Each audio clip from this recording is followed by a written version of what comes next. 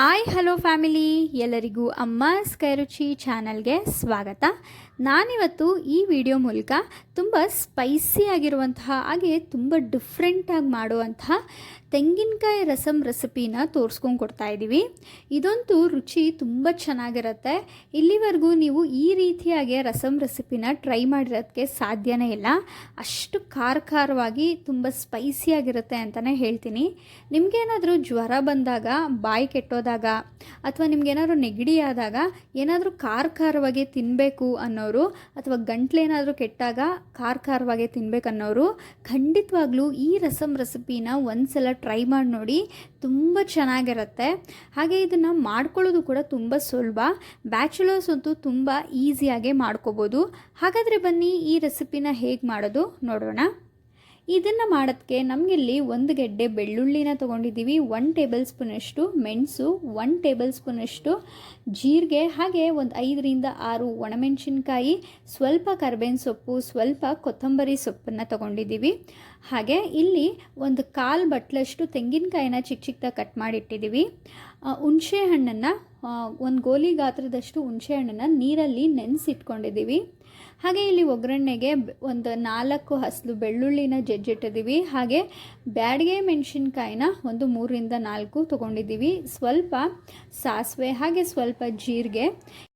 ಇಲ್ಲಿ ಕರ್ಬೇವಿನ ಸೊಪ್ಪಿಂದು ಎಳೆ ಕಡ್ಡಿಗಳಿರುತ್ತಲ್ಲ, ಈ ರೀತಿಯಾಗಿ ಕಡ್ಡಿ ಸಮೇತ 2 ಕಡ್ಡಿಗಳನ್ನ ಪೂರ್ತಿಯಾಗಿ ತೊಗೊಂಡಿದ್ದೀವಿ. ಎಳೆದನ್ನು ತೊಗೊಬೇಕಾಗತ್ತೆ. ಹಾಗೆ ಸ್ವಲ್ಪ ಕರ್ಬೇವಿನ ಸೊಪ್ಪು ಮತ್ತು ಇಲ್ಲಿ ಸ್ವಲ್ಪ ಒಂದು 1/4 ಟೇಬಲ್ ಸ್ಪೂನಷ್ಟು ಹಿಂಗನ್ನು ಬಳಸ್ಕೊತಾ ಇದ್ದೀವಿ. ಹಾಗೆ ರುಚಿಗೆ ತಕ್ಕಷ್ಟು ಉಪ್ಪು ಮತ್ತು ಇಲ್ಲಿ ಸ್ವಲ್ಪ ಎಣ್ಣೆನ ಬಳಸ್ತಾ ಇದ್ದೀವಿ. ಈಗ ಹೇಗೆ ಮಾಡೋದು ಅಂತ ನೋಡೋಣ.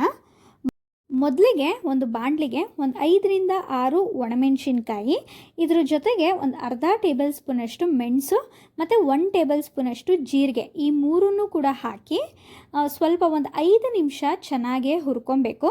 ಇದು ಸ್ವಲ್ಪ ಬಿಸಿ ಆಗೋವರೆಗೂ ಕೂಡ ಒಂದು 5 ನಿಮಿಷ ಹುರ್ಕೊಂಡ್ರೆ ಸಾಕಾಗತ್ತೆ. ಇಲ್ಲಿ ನೀವು ನಿಮ್ಮ ಖಾರಕ್ಕೆ ಅನುಗುಣವಾಗಿ ನೀವು ಒಣಮೆಣಸಿನ್ಕಾಯಿನ ಬಳಸ್ಕೋಬೋದು.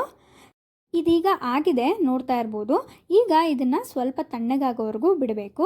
ಅದಾದಮೇಲೆ ಒಂದು ಮಿಕ್ಸಿ ಜಾರ್ಗೆ ನಾವು ಚಿಕ್ಕದಾಗೆ ಕಟ್ ಮಾಡ್ಕೊಂಡಿರುವಂಥ ತೆಂಗಿನಕಾಯಿನ ಹಾಕೋತಾ ಇದ್ದೀವಿ. ಇದ್ರ ಜೊತೆಗೆ ಒಂದು ಗೆಡ್ಡೆ ಸಿಪ್ಪೆ ಬಿಡಿಸಿಟ್ಕೊಂಡಿರುವಂಥ ಬೆಳ್ಳುಳ್ಳಿ ಮತ್ತು ಸ್ವಲ್ಪ ಕೊತ್ತಂಬರಿ ಸೊಪ್ಪು, ಹಾಗೆ ಸ್ವಲ್ಪ ಕರಿಬೇವಿನ ಸೊಪ್ಪು ಹಾಕ್ಕೊಂಡು ನಾವೇನು ಹುರಿದಿಟ್ಕೊಂಡಿದ್ವಲ್ಲ ಅದನ್ನು ಕೂಡ ತಣ್ಣಗಾದಮೇಲೆ ಮಿಕ್ಸಿ ಜಾರ್ಗೆ ಹಾಕ್ಕೊಂಡು ಇದಕ್ಕೆ ಸ್ವಲ್ಪ ನೀರು ಹಾಕಿ ನುಣ್ಣಕ್ಕೆ ರುಬ್ಕೋಬೇಕಾಗತ್ತೆ. ನೋಡಿ, ಈ ರೀತಿಯಾಗಿ ನುಣ್ಣಕ್ಕೆ ರುಬ್ಬಿಟ್ಕೊಂಡಿದ್ದೀವಿ. ಇದಾದಮೇಲೆ ಇದಕ್ಕೆ ಒಗ್ಗರಣೆ ಕೊಡಬೇಕು. ಒಗ್ಗರಣೆ ಕೊಡೋಕ್ಕೆ ನಾವಿಲ್ಲಿ ಒಂದು ಪಾತ್ರೆ ಇಟ್ಕೊಂಡಿದ್ದೀವಿ. ಪಾತ್ರೆಗೆ ಒಂದು 3 ರಿಂದ 4 ಟೇಬಲ್ ಸ್ಪೂನಷ್ಟು ಎಣ್ಣೆ ಹಾಕ್ಕೊಂಡು ಎಣ್ಣೆ ಸ್ವಲ್ಪ ಬಿಸಿಯಾಗುವವರೆಗೂ ಬಿಟ್ಟು ಇದಕ್ಕೆ ನಾವು ಬೆಳ್ಳುಳ್ಳಿ ಜಜ್ಜಿಟ್ಕೊಂಡಿರೋದನ್ನ ಹಾಕ್ಕೊತಾ ಇದ್ದೀವಿ.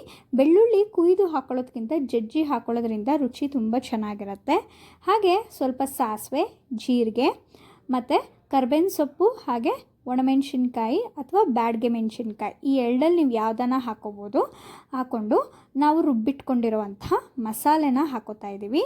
ಈಗ ಮಿಕ್ಸಿ ಜಾರ್ನ ತೊಳೆದಿರೋ ನೀರನ್ನೇ ಸ್ವಲ್ಪ ಹಾಕ್ಕೊಂಡು ಇದಕ್ಕೆ ಒಂದು ಅರ್ಧ ಅಥವಾ 1/4 ಟೇಬಲ್ ಸ್ಪೂನಷ್ಟು ಇಂಗನ್ನು ಹಾಕಿ, ಆಗಲೇ ನಾನು ನಿಮಗೆ ಹೇಳಿದಷ್ಟು ಒಂದು ಗೋಲಿ ಗಾತ್ರದಷ್ಟು ಹುಣಸೆಹಣ್ಣನ್ನ ನೀರಲ್ಲಿ ನೆನೆ ಹಾಕೋಕ್ಕೆ ಬಿಟ್ಟಿದ್ದು, ಆ ಹುಣಸೆಹಣ್ಣನ್ನ ಚೆನ್ನಾಗಿ ಕಿವುಚ್ಬಿಟ್ಟು ಆ ನೀರನ್ನು ಕೂಡ ಹಾಕೋತಾ ಇದ್ದೀವಿ. ಈಗ ಇದಕ್ಕೆ ನಾವು ಒಂದು 3 ಗ್ಲಾಸ್, ಒಂದು ದೊಡ್ಡ ಗ್ಲಾಸಲ್ಲಿ 3 ಗ್ಲಾಸಷ್ಟು ನೀರನ್ನು ಹಾಕೋತಾ ಇದ್ದೀವಿ. ಇಲ್ಲಿ ನಿಮಗೆ ಸಾಂಬಾರು ಎಷ್ಟು ತೆಳ್ಳಗೆ ಬೇಕೋ ರಸಮ್ಮು ಅಷ್ಟು ನೀರನ್ನು ನೀವು ಹಾಕೋಬೋದು. ಈಗ ಒಂದು 3 ಗ್ಲಾಸಷ್ಟು ನೀರನ್ನು ಹಾಕಿ ಇದಕ್ಕೆ ರುಚಿಗೆ ತಕ್ಕಷ್ಟು ಉಪ್ಪನ್ನು ಹಾಕಿ ಚೆನ್ನಾಗಿ ನಾವು ಮಿಕ್ಸ್ ಮಾಡ್ಕೊತಾ ಇದ್ದೀವಿ. ಈಗ ಇದನ್ನು ಚೆನ್ನಾಗಿ ಕುದಿಯೋಕ್ಕೆ ನಾವು ಬಿಡಬೇಕು. ಆದಷ್ಟು ಸ್ಟವ್ನ ಲೋ ಫ್ಲೇಮ್ನಲ್ಲಿ ಇಟ್ಟು ಚೆನ್ನಾಗಿ ಕುದಿಸ್ಕೊಳ್ಳಿ. ರಸಮ್ನ ಆದಷ್ಟು ಚೆನ್ನಾಗಿ ಕುದಿಸಿದಷ್ಟು ತುಂಬ ಚೆನ್ನಾಗಿರುತ್ತೆ ಟೇಸ್ಟು. ನೋಡಿ, ಇದೀಗ ಚೆನ್ನಾಗಿ ಕುದಿ ಬರ್ತಾ ಇದೆ, ನೀವೇ ನೋಡ್ತಾ ಇರ್ಬೋದು. ಈಗ ಇದು ಕುದಿಬೇಕಾದ್ರೆ ನಾವು ಸ್ವಲ್ಪ ಅರಿಶಿನ ಹಾಕ್ಕೋಬೋದು, ಇಲ್ಲಾಂದರೆ ಸ್ಕಿಪ್ ಕೂಡ ಮಾಡ್ಬೋದು. ಈಗ ಆಗಲೇ ನಾನು ನಿಮ್ಗೆ ಹೇಳ್ದಂಗೆ ಕರ್ಬೇವಿನ ಸೊಪ್ಪಿಂದು ಎಳೆ ಕಡ್ಡಿ ಇರುತ್ತಲ್ಲ, ಆ ಕಡ್ಡಿ ಸಮೇತ ಹಾಗೆ ಹಾಕೋದ್ರಿಂದ ಸಾಂಬಾರಿನ ರಸಮ್ಮಿನ ಟೇಸ್ಟು ತುಂಬ ಚೆನ್ನಾಗಿ ಬರುತ್ತೆ. ಕೊನೆಯದಾಗಿ ಸ್ವಲ್ಪ ಕೊತ್ತಂಬರಿ ಸೊಪ್ಪು ಹಾಕಿ ಸರ್ವ್ ಮಾಡಿದ್ರೆ ಆಯಿತು. ತುಂಬ ಟೇಸ್ಟಿಯಾಗಿ ಹಾಗೆ ತುಂಬ ಖಾರವಾಗಿರುವಂಥ ರಸಮ್ ರೆಸಿಪಿ, ತೆಂಗಿನಕಾಯಿನ ರಸಮ್ ರೆಸಿಪಿ ರೆಡಿಯಾಗೋಗುತ್ತೆ. ಯಾವಾಗಲೂ ಹುಣ್ಸೆಹಣ್ಣು ರಸ, ಜೀರಿಗೆ ರಸ ತಿಂದಿರ್ತೀರ, ಆದರೆ ಒಂದು ಸಲ ಈ ರೀತಿಯಾಗಿ ತೆಂಗಿನಕಾಯಿನ ಬಳಸ್ಕೊಂಡು ತೆಂಗಿನಕಾಯಿ ರಸಮ್ನ ಟ್ರೈ ಮಾಡಿ ನೋಡಿ. ತುಂಬ ಚೆನ್ನಾಗಿರುತ್ತೆ. ಬಿಸಿ ಬಿಸಿ ಅನ್ನಕ್ಕೆ ತಿಂತಾಯಿದ್ರೆ ತುಂಬ ಚೆನ್ನಾಗಿ ಅನಿಸುತ್ತೆ. ಹಾಗೆ ಜ್ವರ ಬಂದಿದ್ದರೆ, ಗಂಟಲು ಎಲ್ಲ ಕಟ್ಟಿರೋ ಥರ ಆಗಿದ್ರೆ, ಬಾಯಿ ಏನಾದ್ರು ಕೆಟ್ಟೋಗಿದ್ರೆ ಅವಾಗ ಏನಾದ್ರು ಖಾರವಾಗಿ ತಿನ್ನಬೇಕು ಅಂತ ಖಂಡಿತವಾಗ್ಲೂ ಅನಿಸುತ್ತೆ. ಅಂಥ ಸಮಯದಲ್ಲಿ ಅನ್ನಕ್ಕೆ ಇದು ಒಂದು ಒಳ್ಳೆ ಕಾಂಬಿನೇಷನ್ ಅಂತಲೇ ಹೇಳ್ತೀನಿ, ಅಷ್ಟು ರುಚಿಯಾಗಿರುತ್ತೆ. ಈ ರೆಸಿಪಿ ನಿಮಗೆಲ್ಲ ಇಷ್ಟ ಆಗಿದೆ ಅಂತ ಭಾವಿಸ್ತೀನಿ. ಇಷ್ಟ ಆಗಿದ್ರೆ ಅಮ್ಮಾಸ್ ಕೈರುಚಿ ಚಾನಲ್ನ ಸಬ್ಸ್ಕ್ರೈಬ್ ಮಾಡ್ಕೊಳ್ಳಿ. ಹಾಗೆ ಲೈಕ್, ಶೇರ್, ಕಮೆಂಟ್ ಮಾಡಿ. ನಿಮ್ಮ ಫ್ರೆಂಡ್ಸ್ ಆ್ಯಂಡ್ ಫ್ಯಾಮಿಲಿಗೂ ಈ ವಿಡಿಯೋನ ಶೇರ್ ಮಾಡಿ. ನೀವು ಕೂಡ ಈ ರೆಸಿಪಿನ ನಿಮ್ಮ ಮನೆಯಲ್ಲಿ ಟ್ರೈ ಮಾಡಿ ರೆಸಿಪಿ ಹೇಗೆ ಬಂತು ಅಂತ ನಮಗೆ ಕಮೆಂಟ್ ಮೂಲಕ ತಿಳಿಸೋದನ್ನ ಮರಿಬೇಡಿ. ಈ ವಿಡಿಯೋ ನೋಡಿದ್ದಕ್ಕಾಗಿ ಎಲ್ಲರಿಗೂ ಧನ್ಯವಾದಗಳು.